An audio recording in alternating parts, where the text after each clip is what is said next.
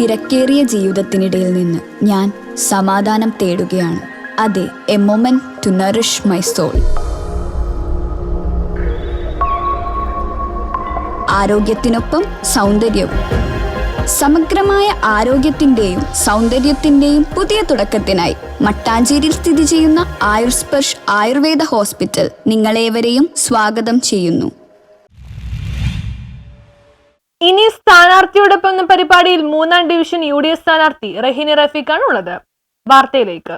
സ്ഥാനാർത്ഥിയോടൊപ്പം പരിപാടിയിൽ ഇന്ന് നമ്മോടൊപ്പം ഉള്ളത് നഗരസഭ 3ാം ഡിവിഷൻ UDF സ്ഥാനാർത്ഥി റഹീന റഫീഖാണ്. രാവിലെ മുതൽ തന്നെ പ്രവർത്തകരോടൊപ്പം ഭവന സന്ദർശനം നടത്തി വോട്ടർമാരെ കാണുന്ന തിരക്കിലായിരുന്നു റഹീന റഫീഖ്. നമസ്കാരം. നമസ്കാരം. നഗരസഭ 3ാം ഡിവിഷനിലെ UDF സ്ഥാനാർത്ഥി റഹീന റഫീഖിനെ കാണാനും തെരഞ്ഞെടുപ്പ് വിശേഷങ്ങൾ പങ്കുവെക്കാനുമാണ് ഞങ്ങൾ വന്നത്. ഞങ്ങളുടെ ചാനലിലെ സ്ഥാനാർത്ഥിയോടൊപ്പം എന്നുള്ള ഒരു പരിപാടിയുടെ ഭാഗമായിട്ടാണ് കാണാൻ വന്നത്.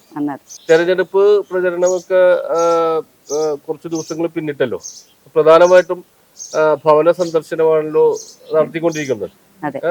അപ്പൊ ഈ ഭവന സന്ദർശനം നടത്തുമ്പോൾ ഡിവിഷനിലെ വോട്ടർമാരുടെ പ്രതികരണം എന്താണ്? എല്ലാ ഡിവിഷനിലും കയറിയിട്ട് നല്ല പ്രതികരണമാണ്. എല്ലാ വീടുകളിലും നല്ല പ്രതികരണമാണ്. എല്ലാ സപ്പോർട്ടും ഉണ്ട് എന്ന് പറഞ്ഞാണ് അവര് വിട്ടേക്കണത്.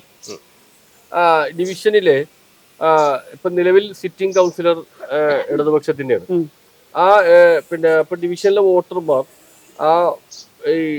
ഇവിടുത്തെ വികസനങ്ങളെ സംബന്ധിച്ചോ അല്ലെങ്കിൽ പോരായ്മകളെ സംബന്ധിച്ചോ ഒക്കെ സ്ഥാനാർത്ഥി എന്ന നിലയിൽ റഹീനയോട് സംവദിക്കാറുണ്ടോ, പറയാറുണ്ട്. ഇവിടെ അവര് ചെയ്തു കൂട്ടിയ കാര്യങ്ങളാണ് ഇപ്പൊ ഞാൻ ചെല്ലുമ്പോൾ അവര് എന്നോട് പ്രതികരിക്കണത്. ഇവിടെ ഇതുപോലെ പൊളിച്ചിട്ട് പോയിട്ടും ആരും തിരിഞ്ഞു നോക്കിയിട്ടില്ല.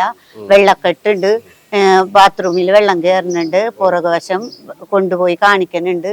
അവിടെയൊക്കെ കോരാൻ വരാറില്ല. ഈ 5 വർഷമായിട്ട് തിരിഞ്ഞു നോക്കിയിട്ടില്ല എന്നൊക്കെയാണ് അവര് സംസാരം. ഡിവിഷന്റെ അടിസ്ഥാനപരമായിട്ടുള്ള വികസന പ്രവർത്തനങ്ങൾ നടന്നിട്ടില്ല എന്നാണ് വോട്ടർമാർ പറയുന്നത്. അതെ.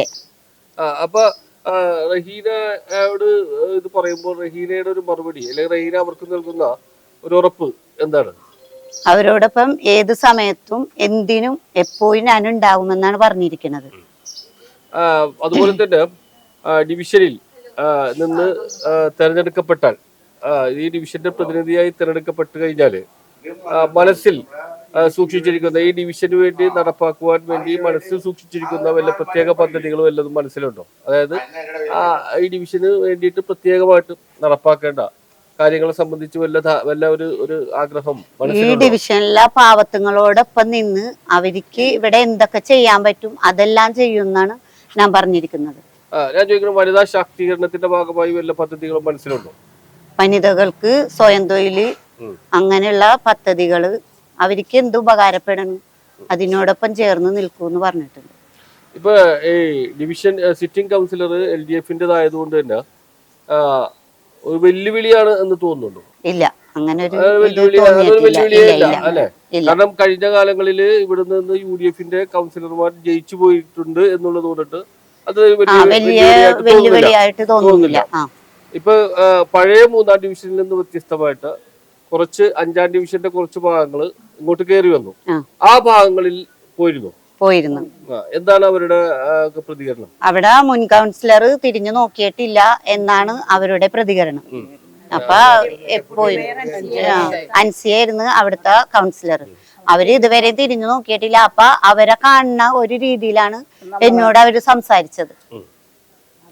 അപ്പൊ അതിന് പിന്നെ സ്ഥാനാർത്ഥി എന്ന നിലയിൽ നൽകിയ മറുപടി എന്താണ്?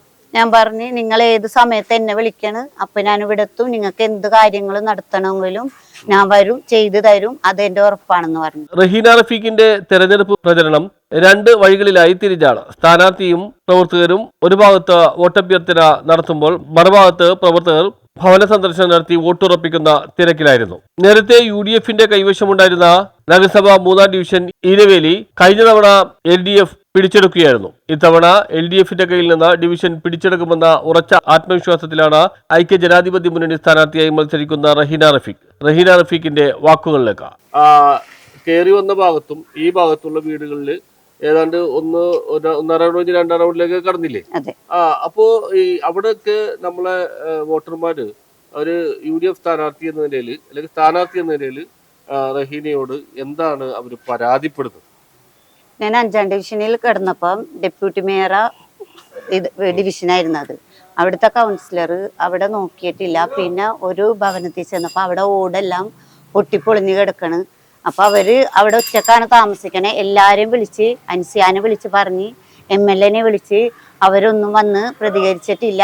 ഇനിയെങ്കിലും ഞാൻ കയറിയാലെങ്കിലും അവർക്ക് അതിനുള്ളൊരു സൗകര്യം ചെയ്തു കൊടുക്കണം, ഒരു റിപ്പയറിങ്ങിനുള്ള ഒരു മാർഗം കണ്ടെത്തി തരണം എന്നെല്ലാം അവർ പറഞ്ഞത്.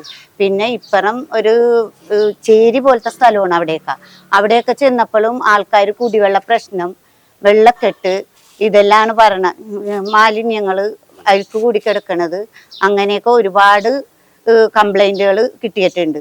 അപ്പൊ അവരോടൊപ്പം നിന്ന് ചെയ്യണം എന്നുള്ള ഒരു പ്രതികരണമാണ് അവിടെ നിന്നൊക്കെ എനിക്ക് ലഭിച്ചത്. അതായത് അവരുടെ ഒപ്പം നിന്ന് പ്രവർത്തിക്കാൻ പറ്റിയ ഒരാളെയാണ് അവർ അന്വേഷിക്കുന്നത്. അതെ അല്ലേ? അതാണ് റഹീനയോട് അവർ പങ്കുവച്ചത്.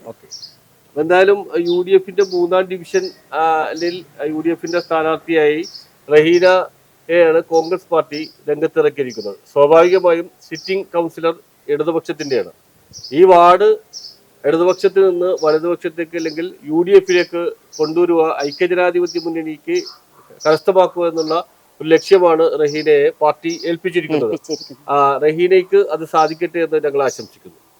News bureau, Mattancherry.